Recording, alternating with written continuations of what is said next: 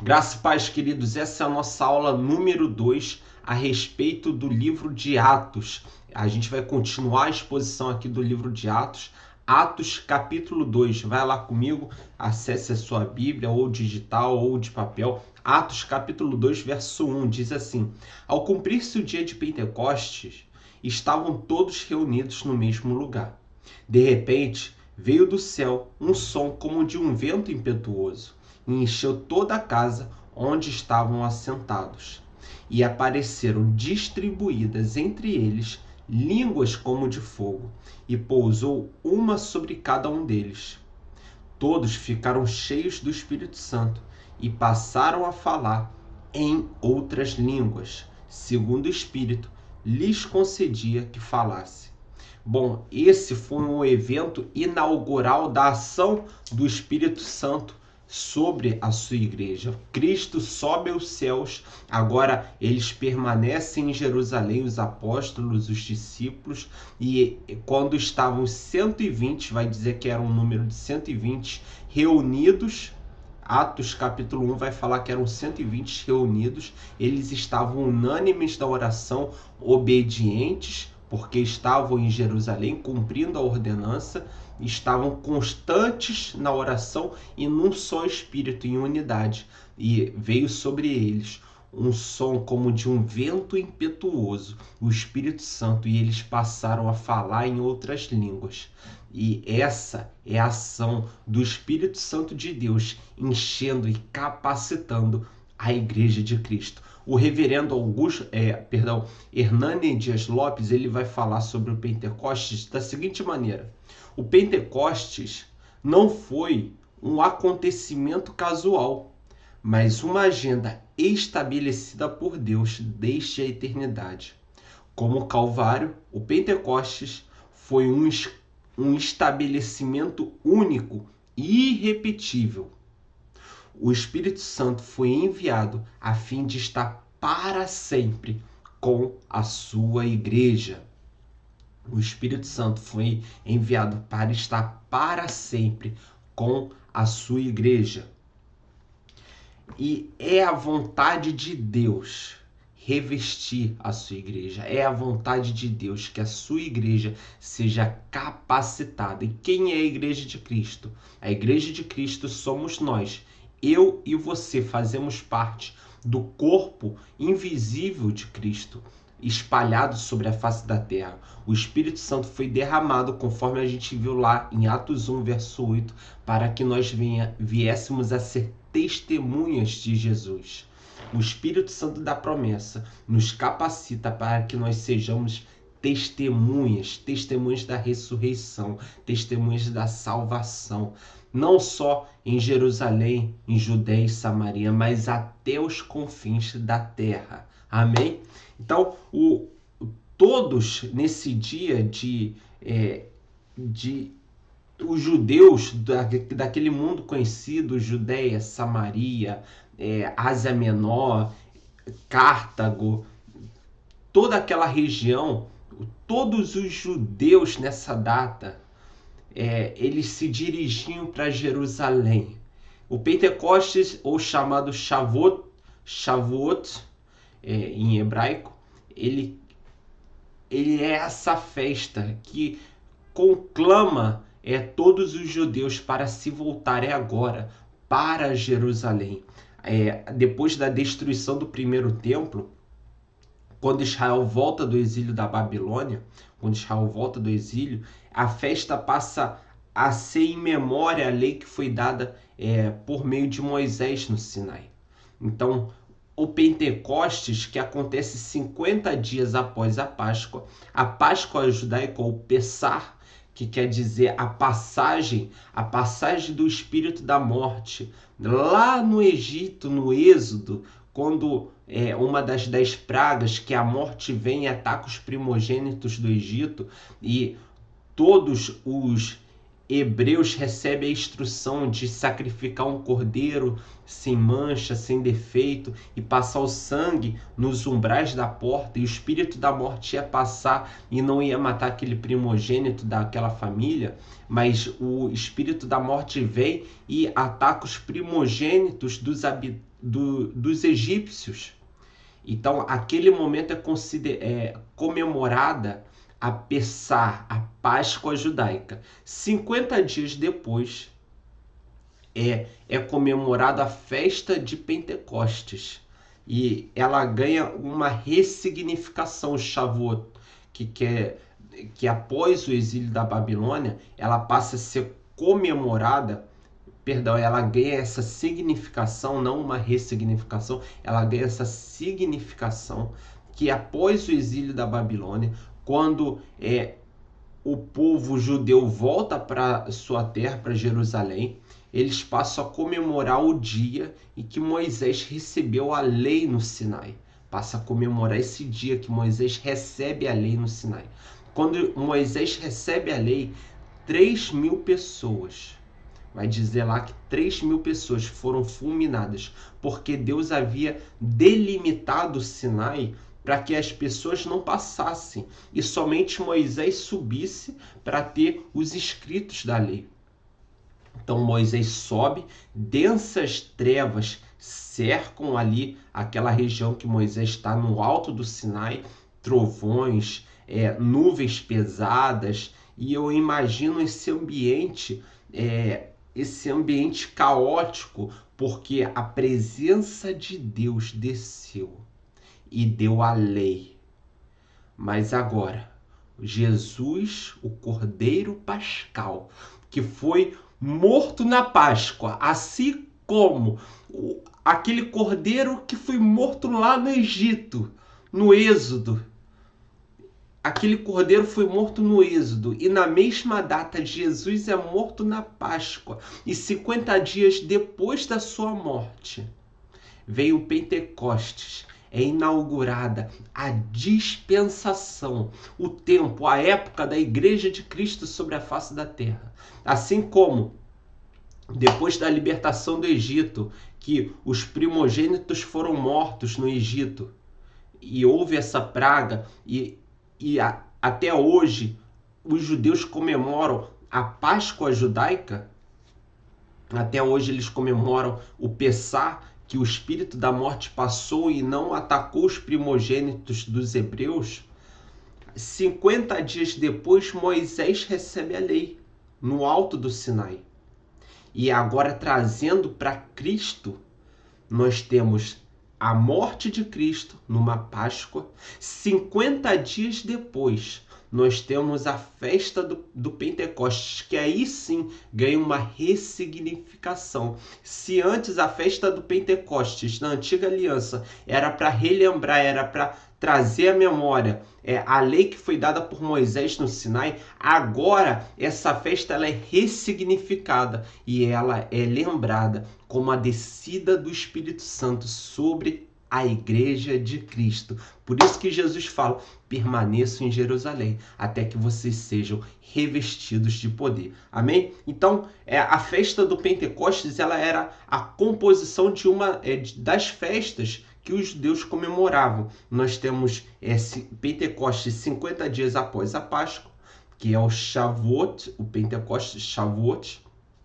Nós temos também a festa das semanas, que está lá em Deuteronômio 16, a festa das colheitas, em Êxodo 23, e a festa das primícias, em Números 28, verso 26. Tudo isso fazia parte das festas judaicas.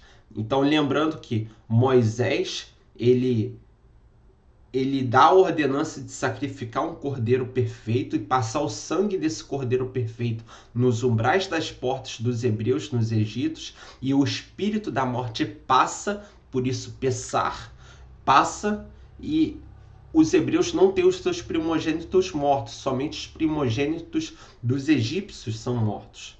E aí é comemorada a Páscoa.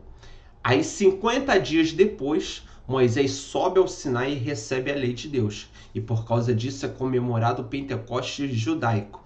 Agora, Na nova aliança, Jesus, ele é o Cordeiro perfeito, Cordeiro pascal, que foi morto numa Páscoa, cortado, e o seu sangue foi derramado para que nós tivéssemos o perdão pleno e completo. No Egito, houve uma tipificação que apontava para o sacrifício de Cristo na sua primeira vinda. E depois de 50 dias, a festa dos Pentecostes, a festa do Pentecostes, ela é ressignificada agora com a descida do Espírito Santo. Se no Sinai Deus desceu com trevas e deu a lei, na época da igreja, na dispensação da igreja, o Espírito Santo desce e traz a graça de Cristo. A graça, que é o favor imerecido. Eu e você não fazemos algo para conquistar o favor de Deus. O favor de Deus já está disponível e nós acessamos por meio da fé. Amém? Então, essa era o contexto da época. Então, nós temos a Páscoa, que é a ressurreição de Cristo. Jesus ressuscita ao terceiro dia e ele vai dizer lá em Atos 1, verso 3, Lucas vai dizer que Jesus passou 40 dias com os apóstolos, ensinando acerca do reino. 40 dias. E no final, ele sobe aos céus. E depois de 10 dias da ascensão de Jesus, depois que se completa 10 dias da ascensão de Jesus, nós temos o derramar do Espírito Santo, que é em Pentecostes. Veja como o calendário bate certinho. Como é que o tempo da provisão de Deus ele é correto. Deus opera no Kairos, no tempo de Deus, no tempo da providência divina. E o Kairos de Deus, o tempo de Deus, alinha com o tempo humano, o Cronos, e nós somos aqueles que são beneficiados por esse agir sobrenatural do Senhor. Amém? Então, vai falar lá em Atos 2, verso 24, que veio do céu um som como um vento impetuoso e todos pareciam falar em línguas de fogo. Todos ficaram cheios do Espírito Santo e começaram a falar em outras línguas. Começaram a falar em outras línguas. No Sinai foi dada a lei. No Pentecostes, depois da ascensão de Jesus, 50 dias após a Páscoa, foi dado o Espírito Santo. Inicia-se a época, a dispensação da graça. No Sinai teve trovões, no Shavuot teve um som como um vento impetuoso, o ruar de Deus, o Espírito de Deus soprando, um vento impetuoso. No Sinai o fogo queimava, mas não destruía a sarça. No Shavuot, no Pentecostes, línguas como de fogo foram distribuídas. Aleluia! Isso é tremendo demais. Tá vendo a analogia que há da antiga para a nova aliança? O mover que teve no primeiro Pentecostes, se é que a gente pode dizer assim, quando a lei foi dada por meio de Moisés no Sinai, e agora o Espírito Santo ele é dado à sua igreja. Então a gente vê no Pentecostes 3 fenômenos. O primeiro, som como de um vento impetuoso, um som. O segundo fenômeno são línguas distribuídas de fogo, línguas como de fogo. E o terceiro fenômeno é o fenômeno fonético, que eles passaram a falar em outras línguas, línguas idiomáticas, chamada xenolalia. Nós temos o fenômeno da glossolalia e o da xenolalia. Perdão, no Pentecostes ocorre a glossolalia, que são línguas idiomáticas. A xenolalia, que está em 1 Coríntios 14, são línguas estranhas ou desconhecidas. Aqui no Pentecostes nós temos línguas idiomáticas e a gente já vai chegar lá e eu vou explicar sobre isso. Todos experimentaram isso, todos os que estavam presentes ali, permanecendo em Jerusalém, constantes e unânimes na oração, experimentaram isso. Fogo e vento na mesma teofania. Fogo e vento na mesma descida do Espírito Santo. O Espírito Santo se revela ali a eles. E aquele Espírito que se revelou continua se revelando até os dias de hoje, os dias da Igreja de Cristo sobre a face da terra. O Espírito Santo, ele é alastrado. Note, som como de um vento impetuoso, línguas como de fogo. O som desse vento, o vento espalha as línguas e esse fogo é alastrado para todos. É uma teofania, uma aparição de Deus agora no Novo Testamento. O som do vento, o vento espalhando essas línguas distribuídas, o vento espalhando esse fogo e pessoas sendo cheias da presença de Deus, do ruar de Deus, do Espírito de Deus, do Espírito Santo, amém? Então Pedro, ele vai lembrar da profecia feita a Joel, Joel capítulo 2, verso 28 ao 29, eu queria que você fosse lá, Joel, livro de Joel, capítulo 2, verso 28 ao 29. E acontecerá depois que derramarei o meu espírito sobre toda a carne. Vossos filhos e vossas filhas profetizarão, vossos velhos sonharão, e vossos jovens terão visões. E isso aqui começa a acontecer lá em Pentecostes. O Espírito do Senhor é derramado sobre toda a carne. Parte dessa profecia se cumpre em Pentecostes. Parte dessa profecia se cumpre. O restante da profecia ainda se cumprirá no final dos tempos. Mas isso você assiste lá na aula de escatologia. A gente está fazendo aqui um estudo, uma exposição do livro de Atos. E sem o Espírito Santo, é impossível haver igreja. Sem o Espírito Santo, imagina se esse fato não acontecesse, se o Espírito Santo não fosse derramado. Seríamos uma igreja vazia. Seríamos crentes puramente filosóficos, que a ideia ia morrer ao longo do tempo. Mas porque existe um mover sobrenatural de Deus, o Espírito Santo impulsionando a sua igreja ao longo de séculos, de décadas, de milênios, nós estamos aqui. Porque aconteceu o Pentecostes. Hoje nós somos o corpo de Cristo sobre a face da terra. Tim Keller vai falar o seguinte, que o Pentecostes, ele é a reversão de Babel. Se em Babel, lá em Gênesis, as línguas foram embaralhadas e os povos foram afastados porque o homem se uniu num só propósito, para alcançar os céus. E Deus, olhando lá de cima, desce. Deus desce e embaralha as línguas, e o homem ele é distribuído por uma questão até lógica, porque ele não consegue mais se comunicar com o seu próximo. Agora, um novo povo surge, a Igreja de Cristo. E esse povo é unido numa só língua. Unidade. Esse povo ele é unido numa só língua. O Pentecostes, ele é a reversão da maldição de Babel. Amém? Então, John Stott ele vai falar o seguinte: não há vida sem aquele que a doa, nem entendimento sem o Espírito da verdade. Não há comunhão sem a unidade do Espírito, nem semelhança com Cristo sem o fruto, ou testemunho sem o seu poder. Um corpo sem Espírito é um cadáver. Portanto, a igreja sem o Espírito Santo está morta. Mas sabe qual é a boa notícia? Aleluia! Aleluia!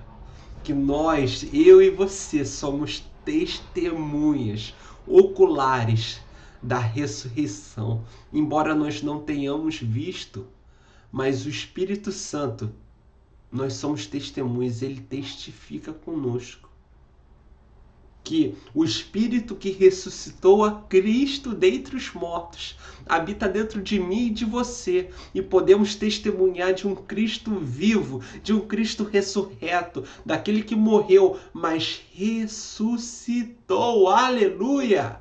Aleluia! O Espírito Santo é o poder que impulsiona a sua igreja. Ele é o próprio Deus manifesto no meio da sua igreja. Se no passado Deus desceu e embaralhou as línguas e dividiu os povos, agora no Pentecostes Deus desceu por meio da pessoa do Espírito Santo e uniu as línguas e uniu a sua igreja para testemunhar a Jesus que está vivo. Aleluia! Glória a Deus, eu me alegro tremendamente nessas verdades tão poderosas. Em Apocalipse, capítulo 4, Jesus fala à igreja de Laodiceia que ele está à porta e bate. Ele está à porta e bate. Jesus está à porta e bate. Quem abrir a porta, ele entrará e ceará com ele. Uma igreja que às vezes tem deixado por suas pregações Jesus do lado de fora, que por sua ortodoxia, que por sua eclesiologia, por trazer um mundo e colocar dentro da igreja, tem deixado Jesus do lado de fora. Mas Jesus, ele está à porta dessa igreja. Essa igreja pertence a ele. E ele está batendo a porta. E ele quer entrar, quer exercer comunhão, quer cear. Tempo à mesa com a sua igreja. Tempo de comunhão com a sua igreja. Jesus está à porta e bate. Isso é muito mais profundo do que um simples chamado evangelístico, mas é entender que devemos resgatar a centralidade de Cristo para as nossas igrejas. Trazer Cristo de volta para os púlpitos, e não uma teologia de um coach, e não pregações que impulsionam o ego, mas trazer Cristo para a centralidade. E como que a gente traz Cristo para a centralidade? Sendo testemunha de Cristo, pregando o evangelho que Cristo anunciou. E quem é o responsável por agir? Quando o responsável por deixar Cristo entrar na igreja somos nós, por meio da ação do Espírito Santo. O Espírito Santo, ele tem ministrado nesse tempo para mim e para você, para que nós venhamos a nos lembrar daquilo que Cristo falou enquanto estava aqui, registrado nos evangelhos, registrado no próprio livro de Atos. O Espírito Santo é aquele que traz, nos relembra toda a verdade. Foi o que Cristo falou. É necessário que eu vá, para que desça o Espírito Santo e vos guie por toda a verdade e convença o mundo do pecado, da justiça e do juízo. O Espírito Santo tem ministrado a mim e a você e nos lembra, nos relembra as coisas que Jesus já falou por meio dos evangelhos. E esse Espírito Santo impulsiona a sua igreja para que Cristo tenha a porta aberta e entre de volta nos púlpitos. Amém? Então, voltando lá para Jerusalém, Jerusalém nesse tempo de Pentecostes tinha gente de todo o mundo, de todo aquele mundo conhecido, judeus de todo o mundo, e todos eles ouviram um som como de um vento impetuoso. Várias pessoas vieram. Estavam presentes ali 17 nações. Vai lá comigo em Atos 2. Atos capítulo 2. A gente estava em Joel. Vamos agora para Atos 2. Diz assim, a partir do verso 9. Somos partos, medos, elamitas e os naturais da Mesopotâmia, Judéia, Capadócia, Ponto e Ásia, da Frígia, da Panfilha, do Egito e das regiões da Líbia, nas imediações de Cirene, e romanos que aqui residem, tanto judeus como prosélitos. Prosélitos eram gentios que se converteram ao judaísmo.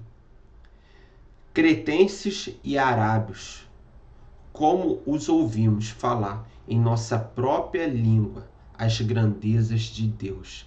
Haviam ali 17 nações, pessoas, judeus e prosélitos, de 17 nações que vieram comemorar o Pentecostes judaico em Jerusalém. Mas eles passaram agora por Pentecostes da nova aliança e ouviram cada um falar no seu idioma natal. E esse é o fenômeno da glossolalia, falar novo e falar um idioma. Não é da xenolalia, que são línguas estranhas. A xenolalia, que está lá em 1 Coríntios 14, línguas estranhas, diz respeito a um êxtase espiritual que nós falamos um idioma não conhecido, um idioma desconhecido do ser humano, que o próprio espírito ora de fato. A nossa mente se mantém frutífera, mas o espírito ora de fato. Aqui em Atos 2, nós temos um outro advento que cada um falava no seu idioma natal. As pessoas ouviam no seu idioma natal. As pessoas ouviam, que estavam de fora, ouviam no seu idioma natal. Pessoas de 17 nações foram impactadas pelo agir do Espírito de Deus. E depois vai começar a perseguição judaica. Essas pessoas, elas voltam para suas nações, sendo agora testemunhas de Jesus. Elas são testemunhas de Jesus. E elas começam a pregar: olha o que aconteceu, o Espírito de Deus desceu e houve milagres. Elas testemunham a Cristo ressurreto. E o evangelho se espalha. Tanto é que Paulo, quando ele chega a Roma, depois ele chega a Roma, ele fala que já existiam cristãos convertidos lá antes dele. Quem são esses cristãos convertidos em Roma antes da chegada de Paulo? Justamente aqueles que estavam presentes no dia de Pentecostes. E a gente vai ter lá, em Atos 2, verso 5, línguas idiomáticas, que, como eu falei aqui, é diferente de línguas estranhas de 1 Coríntios, capítulo 14. E a gente vai ter o chamado batismo com o Espírito Santo, que é uma perspectiva diferente. Temos a perspectiva histórica e a perspectiva pentecostal. São duas maneiras de entender o que eu considero a habitação do Espírito Santo. Quando nós nascemos de novo, o Espírito Santo passa a habitar dentro de nós e nós somos batizados com o Espírito Santo. E a gente vê hoje um dos dons mais evidentes, que trazem mais evidência do batismo com o Espírito Santo. Um dos é o falar em línguas, mas é o único? Não. Outras pessoas podem ser batizadas com o Espírito Santo e ter a evidência de outros dons. O que a gente mais vê usualmente é o dom de línguas. E quando que acontece o batismo com o Espírito Santo? Na perspectiva histórica, os teólogos vão dizer que o batismo com o Espírito Santo, e eu concordo com essa visão, acontece no momento da regeneração. No momento que nascemos de novo, somos batizados com o Espírito Santo, porque ele passa a habitar dentro de nós. Na perspectiva pentecostal, vai dizer que o batismo com o Espírito Santo é como se fosse uma segunda bênção. Acontece após, num momento distinto do novo nascimento. Acontece nesse momento após. A perspectiva pentecostal vai dizer isso. Eu sou a favor da perspectiva reformada ou perspectiva histórica, que é a mesma coisa, que vai dizer que o batismo acontece no momento que nascemos de novo, nós recebemos esse batismo. E os outros momentos que a pessoa tem experiência com o Espírito Santo são preenchimentos, revestimentos de poder. Ao longo da jornada de vida cristã, as pessoas são revestidas com o Espírito Santo com o poder para cumprir determinado propósito, também chamado de unção.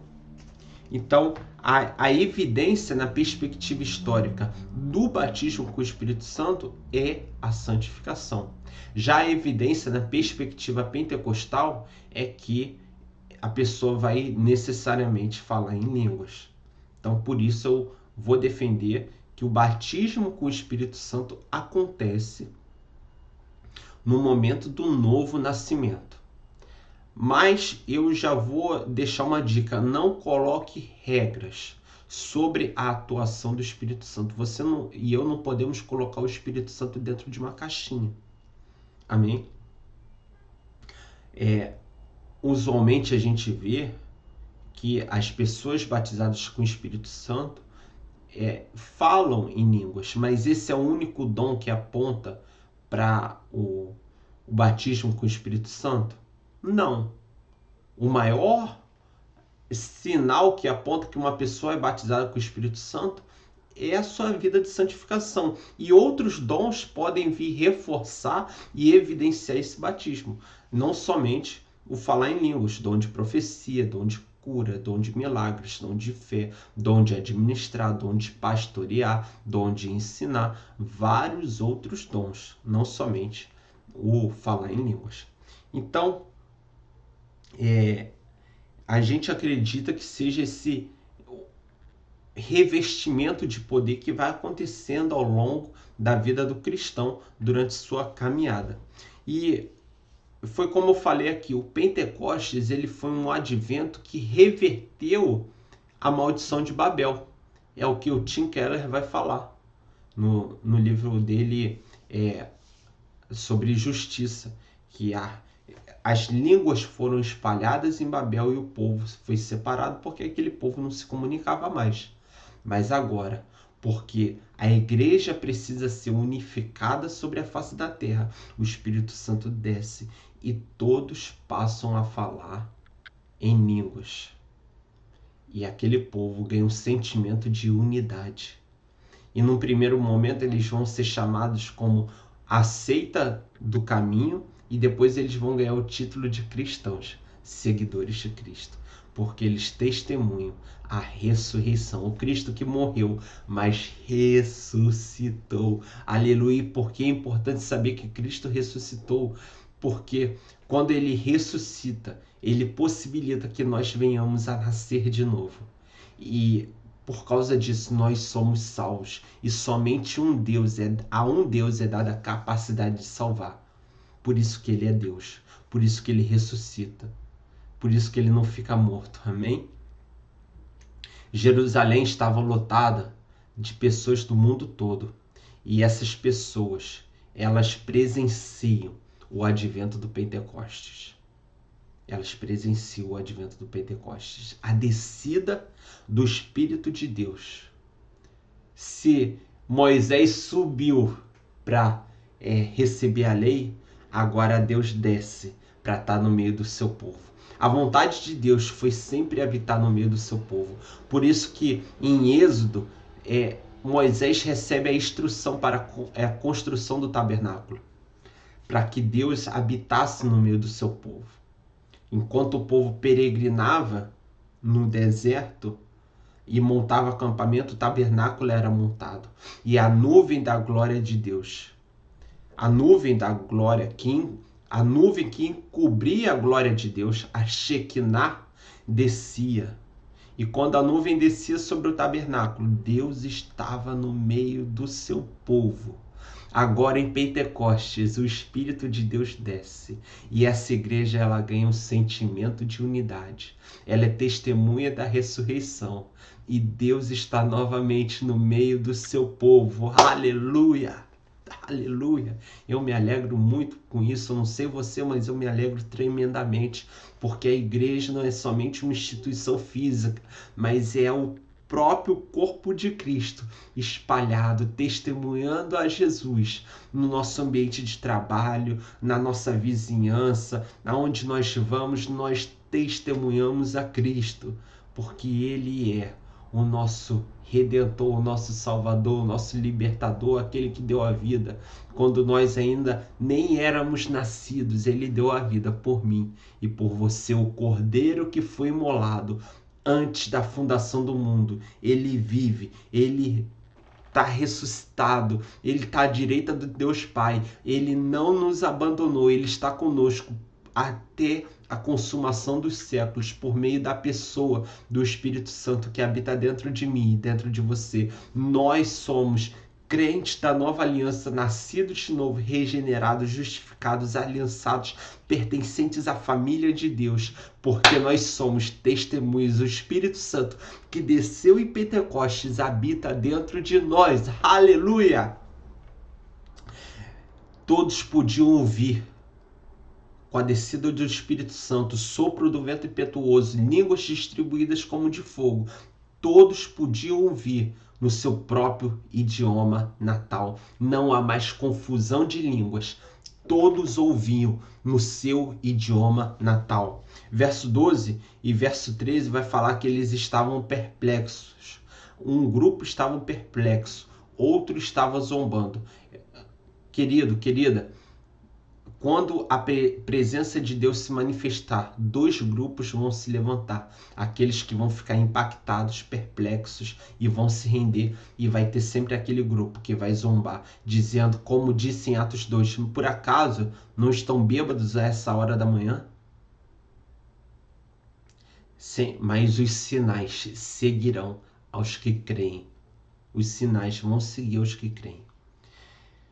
Verso 14 ao verso 36, Pedro, cheio de autoridade, porque o Espírito Santo desceu sobre ele, ele explica todo aquele cenário que está acontecendo. E isso me remete que alguém revestido com o Espírito de Deus, alguém cheio do Espírito de Deus, recebe também autoridade para testemunhar sobre Cristo, sobre a obra salvífica. Pedro, sem o Espírito Santo, Pedro, sem a presença do Espírito Santo dentro dele, ele negou a Cristo. Mas agora, Pedro, cheio da presença do Espírito Santo, ele anuncia com autoridade, ele fala do Cristo ressurreto, ele anuncia. Ou seja, Pedro é antes do Espírito Santo ele nega Cristo, mas agora Pedro, cheio do Espírito Santo, ele anuncia a Cristo vivo. Aleluia! E esse poder que estava sobre Pedro também está sobre nós para anunciar a Jesus. Um coração aquecido pela presença do Espírito Santo. Eu e você temos esse coração ardente, pulsando da presença do Espírito Santo. R.C. Sproul vai dizer o seguinte: o dia de Pentecostes foi aquele momento do dia da redenção, quando Deus liberou o poder, o dunamis do Espírito, e o deu para a igreja. Não somente para aqueles que estavam reunidos lá, mas para a igreja de todas as épocas. Não somente para os 120 que estavam reunidos lá, mas para a igreja de todas as épocas. E para cada cristão, através dos tempos. O vento, aquele fogo, é tanto para nós hoje, como foi para aqueles que estavam reunidos no cenáculo.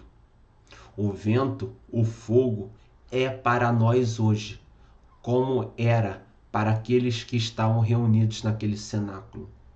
Devemos ser pessoas do Espírito Santo, bem como filhos do Pai. Devemos ser pessoas cheias do Espírito Santo, bem como também somos filhos do nosso Pai, nosso Pai Celeste. Amém? Aquele evento, ele continua até hoje, até o período da igreja. 2023 anos se passaram e a igreja está de pé. Porque a igreja não é somente uma instituição física, mas é o corpo de Cristo espalhado até os confins da terra, anunciando a Cristo, aleluia, sendo testemunha. Essa ação é do Espírito Santo. E nós temos que dar liberdade para o Espírito Santo ministrar a mim e a você, para que venhamos a cada dia, com as nossas atitudes, ações, reações, palavras, testemunhar a Cristo. Amém? O milagre, Hernandes Dias Lopes, ele vai falar assim: o milagre pode atrair multidão, mas não toca os corações. O milagre pode atrair multidão, mas não toca os corações. O milagre abre portas para o evangelho, mas não é o Evangelho. O que toca o coração é aquela palavra pregada, temperada com a unção, com o poder do Espírito de Deus. Aleluia! É aquela palavra temperada com a unção do Espírito Santo, com o fogo do Espírito, ardendo, queimando. Isso é o Evangelho. O Evangelho, ele vai na divisão da alma e do Espírito. Ele transforma. Ele transforma. Por isso que das nossas palavras, dos nossos púlpitos, tem que sair o Evangelho. O Evangelho. Porque a palavra de um coach, a palavra de um motivador, a palavra de um bom pregador não muda. O que muda, o que transforma um coração é o Evangelho. E que Evangelho é esse? O Evangelho cristocêntrico. O Evangelho que anuncia a Jesus como o Salvador, aquele que veio, que foi anunciado pelos profetas, que veio na primeira vinda, que morreu, mas que ressuscitou e que voltará. É isso que tem que ser anunciado, o Evangelho.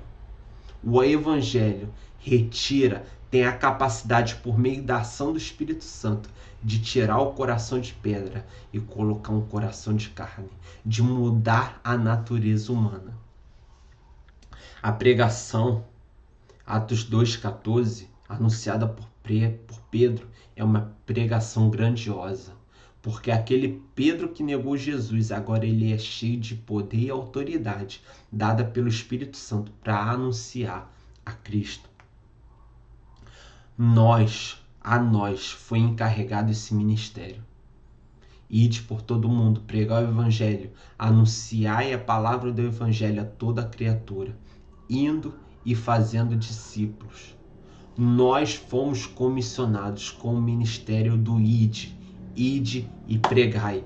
E Paulo fala a Timóteo, pregue em tempo e fora de tempo, quer seja oportuno, quer não, porque nós temos que testemunhar a Cristo com as nossas atitudes, ações, reações, palavras, com a nossa vida.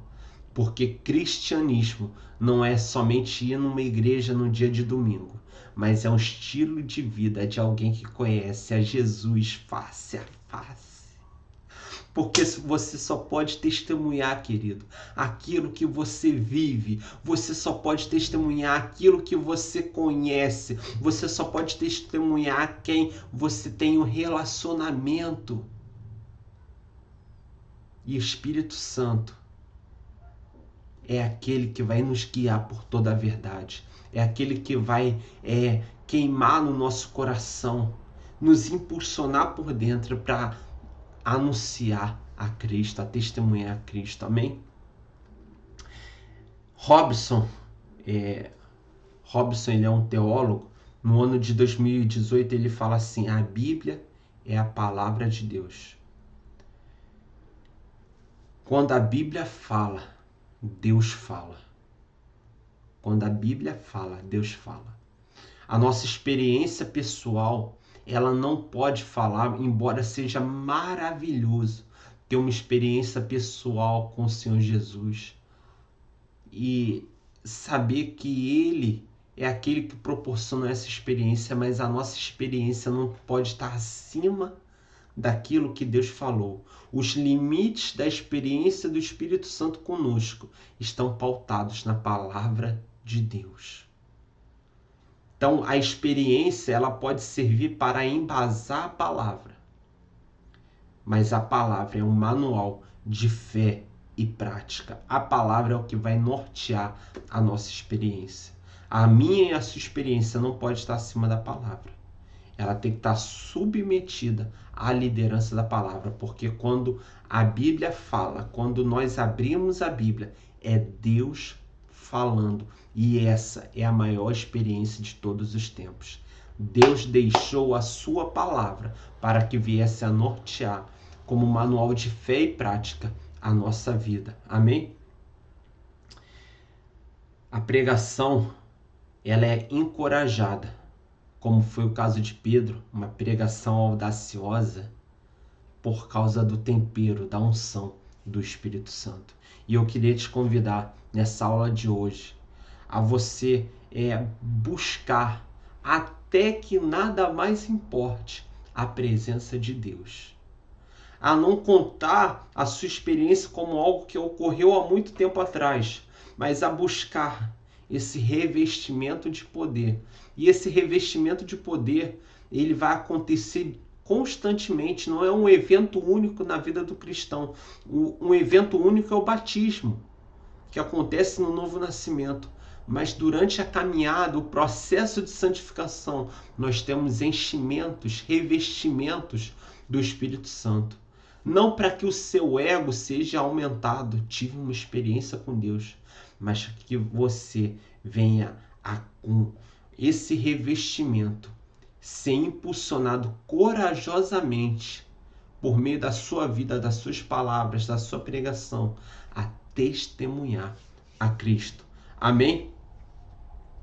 E para a gente terminar, John Stott ele vai falar assim: se Deus não tivesse falado, nós não nos atreveríamos a falar, porque não teríamos nada a expressar, exceto as nossas triviais especulações. Mas já que Deus falou, nós também precisamos falar, comunicando aos outros o que Ele nos comunicou por meio das Escrituras. De fato, nós nos recusamos a ser silenciados. A Igreja de Cristo passou o que passou, mas ela não foi silenciada. Eu e você não seremos silenciados, porque Deus falou. E o que Deus falou está na sua palavra. E nós temos o Espírito Santo queimando dentro de nós, nos impulsionando a quer seja oportuno ou não, seja em tempo ou fora de tempo, a anunciar o testemunho da verdade. Amém? Graça e paz, queridos. Até a nossa próxima aula. Nos vemos lá.